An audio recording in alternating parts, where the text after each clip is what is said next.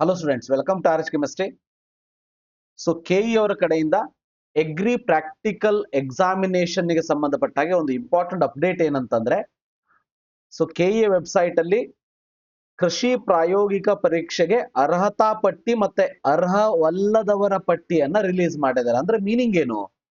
Already ನಿಮಗೆಲ್ಲ ಗೊತ್ತಾ ಇದೆ, 21ನೇ ತಾರೀಕಿನವರೆಗೆ ಡಾಕ್ಯುಮೆಂಟ್ ಅನ್ನು ಅಪ್ಲೋಡ್ ಮಾಡೋದಕ್ಕೆ ಟೈಮ್ ಅನ್ನ ಕೊಟ್ಟಿದ್ರು. ನೀವೆಲ್ಲರೂ ಕೂಡ ಡಾಕ್ಯುಮೆಂಟ್ ಅನ್ನ ಅಪ್ಲೋಡ್ ಮಾಡಿದಿರಿ. ಯಾರ್ಯಾರು ಎಗ್ರಿ ಕೋಟಾವನ್ನ ಎಸ್ ಅಂತೇಳಿ ಅಪ್ಲಿಕೇಶನ್ ಅಲ್ಲಿ ಕೊಟ್ಟಿದ್ದೀರಿ ಅಂತವ್ರು.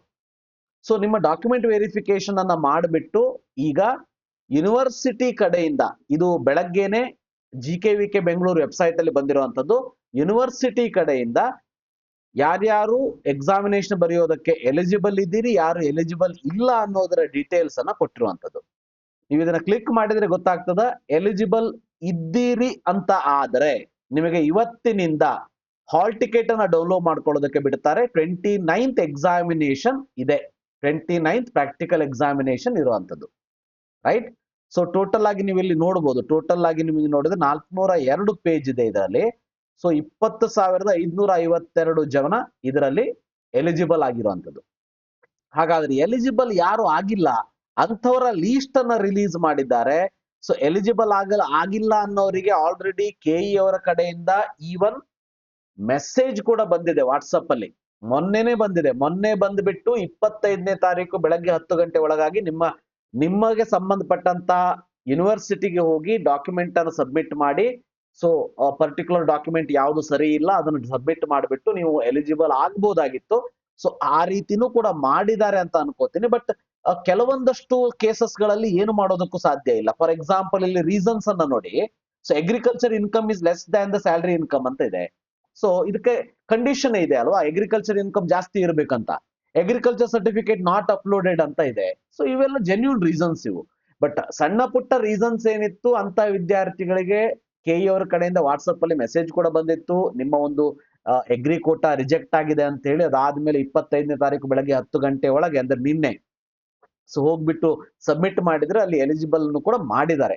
ಸೊ ಇಲ್ಲ ಅಂತ ಏನಿಲ್ಲ. ಆದ್ರೆ ಎಲಿಜಿಬಲ್ ನಾನ್ ಎಲಿಜಿಬಲ್ ಇದ್ದವ್ರದ್ದು, ಅದರಲ್ಲಿ ಎಲಿಜಿಬಲ್ ಅಂತ ಏನು ಹೆಸರಿದೆ 20,551 ಜನ ಏನು ಹೆಸರಿದ್ದಾರೆ, ಸೊ ಅಂತಹ ವಿದ್ಯಾರ್ಥಿಗಳಿಗೆ ಮಾತ್ರ ಈಗ ಅಡ್ಮಿಟ್ ಕಾರ್ಡ್ ರಿಲೀಸ್ ಆಗುತ್ತೆ. ಸೊ ಈ ಒಂದು ಇನ್ಸ್ಟ್ರಕ್ಷನ್ ಅಲ್ಲಿ ಕೊಟ್ಟಿರೋ ಹಾಗೆ ಇವತ್ತು ಅಡ್ಮಿಟ್ ಕಾರ್ಡ್ ರಿಲೀಸ್ ಆಗಬೇಕು. ನೋಡೋಣಂತೆ ರಿಲೀಸ್ ಆಗ್ತದ ಅಂತ ಹೇಳಿ. 29ನೇ ತಾರೀಕು ನಿಮ್ಮ ಎಕ್ಸಾಮಿನೇಷನ್ ಇದೆ. ಇದು ಒಂದು ಪಾರ್ಟ್, ನಾನು ಡಿಸ್ಕಸ್ ಮಾಡ್ತಾ ಇರುವಂತಹ ವಿಷಯದ ಒಂದು ಪಾರ್ಟ್. ಇನ್ನೊಂದು ಪಾರ್ಟ್ ಏನಾಗಿದೆ, ಈ ವರ್ಷ ಏನು ಬದಲಾವಣೆ ಆಗಿದೆ ಅರ್ಥ ಮಾಡ್ಕೊಳ್ಳಿ. ಕೆಇ ಅವರು ಈ ವರ್ಷ ಓನ್ಲಿ ತಮ್ಮ ಒಂದು ವೆಬ್ಸೈಟ್ ಅಲ್ಲಿ ಲಿಂಕ್ ಅನ್ನ ಕೊಟ್ಟಿದ್ದಾರೆ ಹೊರತು ಬೇರೆ ಯಾವುದೂ ಕೂಡ ಕೆಇ ಅವರ ಕೈಯಲ್ಲಿ ಇಲ್ಲ.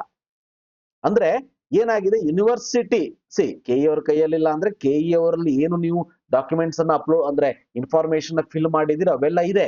ಆದ್ರೆ ಕೆಇ ಯೂನಿವರ್ಸಿಟಿ ಅವರು ಹೇಳಿದಾಗೆ ಕೆಇ ಅವರು ಕೇಳಬೇಕೆ ಹೊರತು ಈ ಪ್ರಾಕ್ಟಿಕಲ್ ಎಕ್ಸಾಮ್ ವಿಷಯದಲ್ಲಿ ಕೆಇ ಅವರು ತಮ್ಮದೇ ಆದ ಡಿಸಿಷನ್ ತಗೊಳ್ಳೋದಕ್ಕೆ ಬರೋದಿಲ್ಲ. ಮೊನ್ನೆ ಕೆಇ ಡೈರೆಕ್ಟರ್ ಆದಂತ ಪ್ರಸನ್ನ ಸರ್ ಅವರು KCET ಎಕ್ಸಾಮ್ ಗಿಂತ ಮುಂಚೆ ಒಂದು ವಿಡಿಯೋದಲ್ಲಿ ಏನ್ ಹೇಳಿದ್ರು, ಕೆಇ ವಿಕಾಸನ ಅಂತ ಒಂದು ಚಾನಲ್ ಅಲ್ಲಿ ಅವರ ಒಂದು ವಿಡಿಯೋ ಬಂದಿತ್ತಲ್ವಾ. ಸೊ ಅದರಲ್ಲಿ 25ನೇ ತಾರೀಕಿಂದ ನಿಮ್ಗೆ ಎಡಿಟ್ ಮಾಡೋದಕ್ಕೆ ಕೊಡ್ತೀವಿ, ಅಗ್ರಿಕಲ್ಚರ್ ಕೋಟಾ ಯಾರು ನೋ ಅಂತ ಕೊಟ್ಟಿದ್ದೀರಿ ಅಂತವರು ಕೂಡ ಎಸ್ ಅಂತ ಹಾಕೋದಕ್ಕೆ ಅವಕಾಶವನ್ನ ಮಾಡಿಕೊಡ್ತೀವಿ ಅಂತ ಹೇಳಿದ್ರು. ಹೌದು, ಅದು ಕೆಇ ಅವರ ಡೈರೆಕ್ಟರ್ ಒಂದು ಒಳ್ಳೆಯ ಉದ್ದೇಶ ಇಟ್ಟುಕೊಂಡೇ ಹೇಳಿದ್ರು. ಆದ್ರೆ ಇಲ್ಲಿ ಕೆಲವೊಂದಷ್ಟು ಕೆಇ ಅವರ ಕೈಯಲ್ಲೂ ಇಲ್ಲ. ಕೆಇ ಅವರು ಇವತ್ತು ನನಗೆ ಬಂದಂತ ಒಂದು ಇನ್ಫಾರ್ಮೇಶನ್ ಪ್ರಕಾರ ನಿಮಗೆ ಒಂದು ಲೆಟರ್ ಅನ್ನು ಕೂಡ ಕಳಿಸ್ತೀವಿ, ನೋಡಿ ತೋರಿಸ್ತಾ ಇದ್ದೀನಿ. ಕೆಇಯ ಡೈರೆಕ್ಟರ್ ಅವರು ತಮ್ಮ ಕೈಯಲ್ಲಿ ಎಷ್ಟು ಸಾಧ್ಯವೋ ಅಷ್ಟು ಸಾಧ್ಯವಾಗುವಂತ ರೀತಿಯಲ್ಲಿ ವಿದ್ಯಾರ್ಥಿಗಳಿಗೆ ಹೆಲ್ಪ್ ಆಗ್ಬೇಕು ಅಂತಾನೆ ನೋಡ್ತಾರೆ. ಆದ್ರೆ ದಯವಿಟ್ಟು ಈ GKVK ಬೆಂಗಳೂರು ಯೂನಿವರ್ಸಿಟಿಯ ಕುಲಸಚಿವರು ಅಥವಾ ಈ ಒಂದು ಎಕ್ಸಾಮಿನೇಷನ್ ಸಂಬಂಧಪಟ್ಟ ಹಾಗೆ ಡಿಸಿಷನ್ ಯಾರು ತಗೊಳ್ತಾರೆ ಅಂತವರು ಸ್ವಲ್ಪ ಯೋಚನೆ ಮಾಡಿ ಡಿಸಿಷನ್ ತಗೊಳ್ಬೇಕು ಅಂತ ಕೇಳ್ಕೊತೀನಿ. ಯಾಕಂದ್ರೆ ವಿದ್ಯಾರ್ಥಿಗಳಿಗೆ 3ನೇ ತಾರೀಕು ನೀಟ್ ಎಕ್ಸಾಮ್ ಇದೆ, ಇಂಪ್ರೂವ್ಮೆಂಟ್ ಎಕ್ಸಾಮ್ 30ನೇ ತಾರೀಕಿಂದ ಸ್ಟಾರ್ಟ್ ಆಗ್ತಾ ಇದೆ. ಸೊ ಇಂತಹ ಸಂದರ್ಭದಲ್ಲಿ 29ನೇ ತಾರೀಕು ಪ್ರಾಕ್ಟಿಕಲ್ ಎಕ್ಸಾಮಿನೇಷನ್ ಬರೆಯುವಂಥದ್ದು ಸ್ವಲ್ಪ ಕಷ್ಟ ಸಾಧ್ಯ ಆಗುವಂಥದ್ದು. ಮತ್ತೆ ಎಷ್ಟೋ ಜನ ವಿದ್ಯಾರ್ಥಿಗಳು ಏನ್ ಮಾಡ್ಬಿಟ್ಟಿದ್ದಾರೆ, so practical exam last year ಇದ್ದ ಹಾಗೆ ನೀಟ್ ಎಕ್ಸಾಮ್ ಆದ್ಮೇಲೆ ಇರ್ಬೋದು ಅಂತೇಳಿ ತಮ್ಮ ಸೆಂಟರ್ ಅನ್ನ ತಮ್ಮ ಊರ್ ಹತ್ರ ಹಾಕೊಂಡಿದ್ದಾರೆ. ಈಗ ಫಾರ್ ಎಕ್ಸಾಂಪಲ್ ನಾನು ಧಾರವಾಡದವನು, ನನ್ನ ಮಗ ಅಥವಾ ಮಗಳು ಮಂಗಳೂರಲ್ಲಿ ಓದ್ತಾ ಇದ್ದಾರೆ ಯಾವುದೋ ಒಂದು ಕಾಲೇಜಲ್ಲಿ. ಸೊ ಏನ್ ಮಾಡ್ಬಿಟ್ಟಿದೀವಿ ನಾವು ಅಪ್ಲಿಕೇಶನ್ ಹಾಕ್ಬೇಕಾದ್ರೆ, ಪ್ರಾಕ್ಟಿಕಲ್ ಎಕ್ಸಾಮ್ ನೀಟ್ 3ನೇ ತಾರೀಕು ಅಂದ್ರೆ ಮೇ 3ನೇ ತಾರೀಕು ನೀಟ್ ಎಕ್ಸಾಮ್ ಆದ್ಮೇಲೆ ಇರುತ್ತೆ ಅಂತ ಹೇಳಿ ಧಾರವಾಡ ಸೆಂಟರ್ ಕೊಟ್ಬಿಟ್ಟಿದ್ವಿ ನಾವು. ಆದ್ರೆ ನೀಟ್ ಎಕ್ಸಾಮ್ ಸೆಂಟರ್ ಏನ್ ಮಾಡಿದೀವಿ, ಮಂಗಳೂರೇ ಕೊಟ್ಟಿದೀವಿ. ಈಗ ನೀವೇ ಯೋಚನೆ ಮಾಡಿ, ಅಂದ್ರೆ ನೀವಂದ್ರೆ ಆಕ್ಚುಲಿ ನಿಮ್ಗಿಂತ ಜಾಸ್ತಿ ಯಾರು ಯೋಚನೆ ಮಾಡಬೇಕು ಅಂದ್ರೆ ಆ GKVK ಬೆಂಗಳೂರು ಕುಲಸಚಿವರು ಮತ್ತೆ ಅವರ ಈ ಒಂದು ಡಿಸಿಷನ್ ಯಾರು ತಗೋತಾರೆ ಅಂಥವ್ರು ಯೋಚನೆ ಮಾಡಬೇಕು. ಸೊ ಈಗ ಆ ವಿದ್ಯಾರ್ಥಿ 29ನೇ ತಾರೀಕು ಇಮಿಡಿಯೇಟ್ ಆಗಿ ಧಾರವಾಡಕ್ಕೆ ಬಂದು ಎಕ್ಸಾಮಿನೇಷನ್ ಬರೆದು ಮತ್ತೆ ವಾಪಸ್ ಹೋಗಿ ನೀಟ್ ಎಕ್ಸಾಮ್ ಬರೀಬೇಕು ಅಂದ್ರೆ ಮಿನಿಮಮ್ 2 ದಿನ ವೇಸ್ಟ್ ಆಗ್ತದೆ. 2 ದಿನ ವೇಸ್ಟ್ ಆಗ್ತದೆ ಅನ್ನೋದಕ್ಕಿಂತ ಅವನ ಪ್ರಿಪರೇಷನ್ ಏನು ನೀಟ್ ಎಕ್ಸಾಮಿನೇಷನ್ ನಡೀತಾ ಇದೆ ಅದರಲ್ಲಿ ಒಂದು ಡಿಸ್ಟರ್ಬೆನ್ಸ್ ಬಂದ್ಬಿಡ್ತದೆ. ಆ ಕಾರಣಕ್ಕೆ ಏನ್ ಮಾಡ್ತಾ ಇದ್ದಾರೆ ಬಹಳ ಜನ ವಿದ್ಯಾರ್ಥಿಗಳು, ಸೊ ಎಕ್ಸಾಮ್ ಏನಾದ್ರು ಮುಂದೆ ಹೋದ್ರೆ ಬರ್ದರಾಯ್ತು, ಇಲ್ಲ ಅಂದ್ರೆ ಇಲ್ಲ ಅಂತ ಹೇಳಿ ಡಾಕ್ಯುಮೆಂಟ್ ಅನ್ನು ಅಪ್ಲೋಡ್ ಮಾಡಿ ಕುತ್ಕೊಂಡಿದ್ದಾರೆ. ಆದ್ರೆ ಈ 20,000 ಎಕ್ಸಾಮು ಸ್ಟೂಡೆಂಟ್ಸ್ಗಳು ಎಕ್ಸಾಮಿನೇಷನ್ ಬರೆಯೋದಿಲ್ಲ. ಸೊ ಇದರಲ್ಲಿ ಎಷ್ಟೋ ಜನ ಆಪ್ಟ್ ಔಟ್ ಮಾಡಿಬಿಡ್ತಾರೆ. ಯಾಕೆ ಅಂತಂದ್ರೆ ನೀಟ್ ಎಕ್ಸಾಮ್ ಇಂಪಾರ್ಟೆಂಟ್ ಆಗಿರೋದಕ್ಕೆ 3ನೇ ತಾರೀಕು ನೀಟ್ ಎಕ್ಸಾಮಿಗೆ ವೇಟ್ ಮಾಡ್ತಾರೆ. ಇದಕ್ಕೆ ಟೈಮ್ ವೇಸ್ಟ್ ಮಾಡೋದಿಲ್ಲ. ಸೊ ಅದಕ್ಕಾಗಿ ಕೆಇ ಅವ್ರ ಕಡೆಯಿಂದ ಏನಾಗಿದೆ ಅಂತಂದ್ರೆ ಪ್ರಸನ್ನ ಸರ್ ಅವರು, ಸೊ ಕುಲಸಚಿವರು ಕೃಷಿ ವಿಶ್ವವಿದ್ಯಾಲಯ ನಾಯಕ್ ಭವನ GKVK ಬೆಂಗಳೂರು ಅವರಿಗೆ ಒಂದು ಪತ್ರವನ್ನ ಬರೆದಿದ್ದಾರೆ. ನೋಡಿ, ಇವತ್ತು ಬರೆದಿರುವಂತ ಪತ್ರ ಇದು 26ನೇ ತಾರೀಕು. ಅಟ್ಲೀಸ್ಟ್ ಈ ಒಂದು ಪತ್ರ ಮೊನ್ನೆನೆ ಹೋಗ್ಬೇಕಿತ್ತು, 20-21ನೇ ತಾರೀಕಿಗೆ ಕೆ ಅವ್ರ ಕಡೆಯಿಂದ ಹೋಗ್ಬೇಕಿತ್ತು. ಸ್ವಲ್ಪ ಲೇಟ್ ಮಾಡಿದ್ರು ಅಂತ ಅನ್ಕೋತೀನಿ ನಾನು. ಸೊ ನೋಡೋಣಂತೆ. ಆದ್ರೂ ಕೂಡ ನಮಗೆ ಏನು ಕೆಲಸ ಆಗ್ಬೇಕು ಅದು ಆದ್ರೆ ಸಾಕು. ಸೊ ಪ್ರಸನ್ನ ಸರ್ ಅವರ ಸೈನ್ ಕೂಡ ಇಲ್ಲಿ ನೋಡಬಹುದು. ಸೊ ಕ್ಲಿಯರ್ ಕಟ್ ಆಗಿ ಇಲ್ಲಿ ಹೇಳಿರುವಂತದ್ದು, ಸೊ UGCET 2026 ಕೃಷಿಕರ ಕೋಟಾದ ಅಭ್ಯರ್ಥಿಗಳಿಗೆ ಮೂಲ ದಾಖಲೆಗಳನ್ನು ಹಾಗೂ ಪ್ರಾಯೋಗಿಕ ಪರೀಕ್ಷೆಯನ್ನು ನಡೆಸಿಕೊಡುವಂತೆ ಕೋರಲಾಗಿತ್ತು. ಅದರಂತೆ ಎಗ್ರಿ ಯೂನಿವರ್ಸಿಟಿ ಅವರು ದಿನಾಂಕ 29ನೇ ತಾರೀಕಿಗೆ ಪ್ರಾಯೋಗಿಕ ಪರೀಕ್ಷೆ ಅಂದ್ರೆ ಪ್ರಾಕ್ಟಿಕಲ್ ಎಕ್ಸಾಮ್ ಅನ್ನ ಫಿಕ್ಸ್ ಮಾಡಿಬಿಟ್ಟಿದ್ದಾರೆ.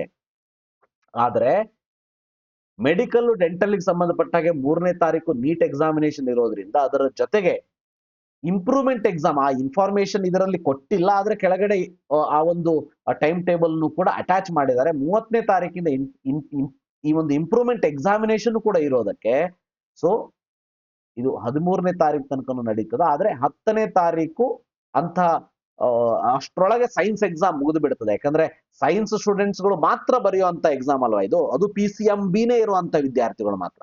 ಸೊ ಆ ಕಾರಣಕ್ಕೆ ಸೊ 10ನೇ ತಾರೀಕೇನು ಸಂಡೇ ಇದೆ, 10ನೇ ತಾರೀಕು ತಮ್ಮ ಒಂದು ಎಕ್ಸಾಮಿನೇಷನ್ ಅನ್ನ ಹಾಕೊಂಡ್ರೆ ಅದು ಸೂಕ್ತವಾಗಿರ್ತದ ಅಂತ ಹೇಳಿ ರಿಕ್ವೆಸ್ಟ್ ಮಾಡ್ಕೊಂಡಿರುವಂತದ್ದು ಕೆಇ ಅವ್ರು ಆರ್ಡರ್ ಮಾಡ್ಲಿಕ್ಕೆ ಬರೋದಿಲ್ಲ. ಕೆಇ ಅವ್ರು 10ನೇ ತಾರೀಕು ಎಕ್ಸಾಮ್ ಮಾಡಿ ಅಂತ ಹೇಳಲಿಕ್ಕೆ ಬರೋದಿಲ್ಲ. ಈಗ ಏನ್ ಮಾಡ್ಬೇಕು, ಕೆಇ ಅವರು ತಮ್ಮ ಕಡೆಯಿಂದ ಏನು ಲೆಟರ್ ಕಳಿಸ್ಬಿಟ್ಟಿದ್ದಾರೆ. ಈಗ GKVK ಬೆಂಗಳೂರವ್ರು ಕುತ್ಕೊಂಡು ಯೋಚನೆ ಮಾಡಬೇಕು ಯಾವುದು ವಿದ್ಯಾರ್ಥಿಗಳಿಗೆ ಹೆಲ್ಪ್ ಆಗುತ್ತೆ. ನಾನೇನು ವಿದ್ಯಾರ್ಥಿಗಳಿಗೆ ಹೆಲ್ಪ್ ಆಗುವ ಹಾಗೆ ಅದನ್ನ ಮೇ ಎಂಡಿಗಿಡೆ ಅಂತ ಹೇಳ್ತಾ ಇಲ್ಲ.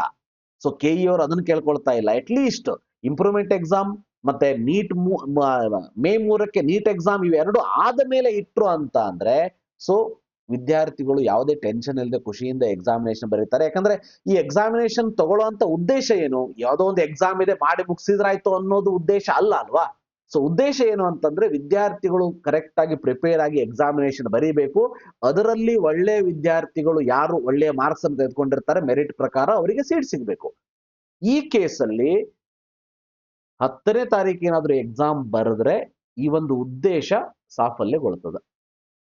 ಸೊ ಅದಕ್ಕೆ ಕೆಇ ಅವರು 10ನೇ ತಾರೀಕು ಎಕ್ಸಾಮ್ ಮಾಡಿ ಅಂತ ರಿಕ್ವೆಸ್ಟ್ ಮಾಡ್ಕೊಂಡಿದ್ದಾರೆ. ಈ ಒಂದು ರಿಕ್ವೆಸ್ಟ್ ಮಾಡ್ಕೊಂಡಿರುವುದಕ್ಕೆ ಕೆಇಯ ಡೈರೆಕ್ಟರ್ ಆದಂತಹ ಪ್ರಸನ್ನ ಸರ್ ಅವರಿಗೆ ನನ್ನ ತುಂಬು ಹೃದಯದ ಧನ್ಯವಾದಗಳನ್ನು ತಿಳಿಸೋದಕ್ಕೆ ಇಷ್ಟಪಡ್ತೀನಿ.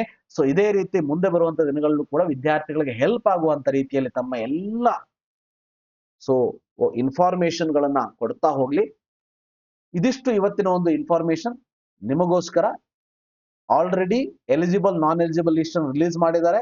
ಅದರಲ್ಲಿ ಕೊಟ್ಟಿರುವಂತ ಇನ್ಸ್ಟ್ರಕ್ಷನ್ ಪ್ರಕಾರ 26 ಅಂದ್ರೆ ಇವತ್ತಿನಿಂದ 29ನೇ ತಾರೀಕುವರೆಗೆ ಅಡ್ಮಿಟ್ ಕಾರ್ಡ್ ಅನ್ನು ರಿಲೀಸ್ ಮಾಡ್ಕೊಳ್ಳೋದಕ್ಕೆ ಕೊಡ್ತಾರೆ.